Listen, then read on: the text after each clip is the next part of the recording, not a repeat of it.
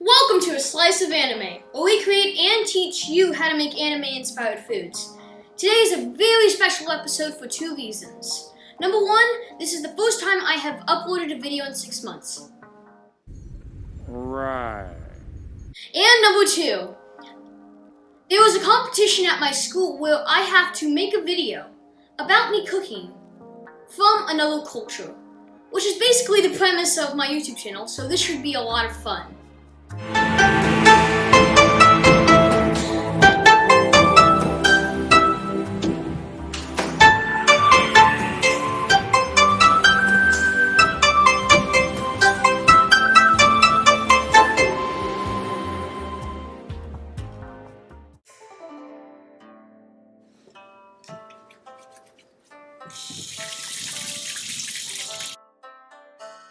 Alright guys, today we'll be making Anko vanilla pudding.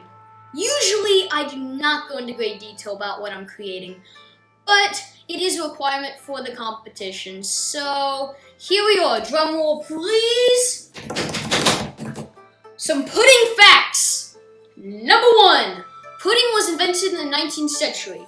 The Japanese eventually modified the dessert by adding a new ingredient such as Anko, aka red bean paste, and custard. Number two, the Japanese started to create their own variants of pudding, dating back to 1960. That's 60 years ago. They kind of got a bit late in the game. And number three, Japanese pudding changed Japanese culture, introducing multiple new desserts to the dinner table. The food eventually, after a couple more years, became traditional. Number four, pudding in Japanese is Purin, which is a little weird because Purin is actually another dish, which is a pudding with custard, but all pudding's called Purin, so I don't know. Number five, since I am an anime-inspired cooking show, I might as well tell you an anime that had Purin in it. And that anime is Nanana's Buried Treasure. Not the best anime, but I should recommend you to check it out. Now on to our list of ingredients.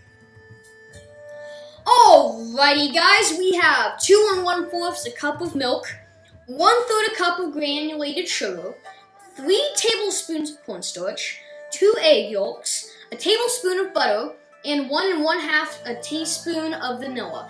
Now we also have Anko / red bean paste and whipped cream, but you guys can put as much on it as you want. Let's get cooking. Alright guys, we're on a bit of a big saucepan because we do have a lot of milk. So what we want to do is we want to set our temperature to about medium and low heat, right between it. And we want to add all our ingredients. We want to add the milk. We want to add the sugar. We also want to add the cornstarch and egg yolks. Now, what you're going to do is you're going to start whisking it together and mixing it. Now, it's going to start heating up and wait about 7 to 8 minutes for it to start bubbling, and then you turn it off. Now, you want to stir it occasionally between those times. Alright, as you can see, my pudding has finally cooled, so we're going to add in our 2 final ingredients. First off, you want to add in your vanilla, just dash that across. Then you want to take your butter, put it right in the middle. Now, you're going to whisk these 2 ingredients until it is perfectly smooth. Alright guys, so my pudding is finally cooled and all whisked together, and we're going to transfer it into a medium bowl. Now, if you're a bit nitpicky and you like your texture, you can use a strainer to get rid of those lumps and make it nice and smooth. Now, when you put it inside the fridge, don't forget to put plastic wrap on the top and leave it in there for a couple hours. Now, when you do it, probably check like every hour to make sure it has fully hardened.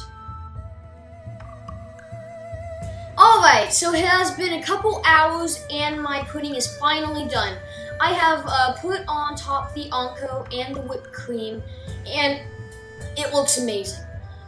I hope you guys enjoy this dish as much as I do. Don't forget to like and subscribe and hit that bell for more notifications when I upload new content.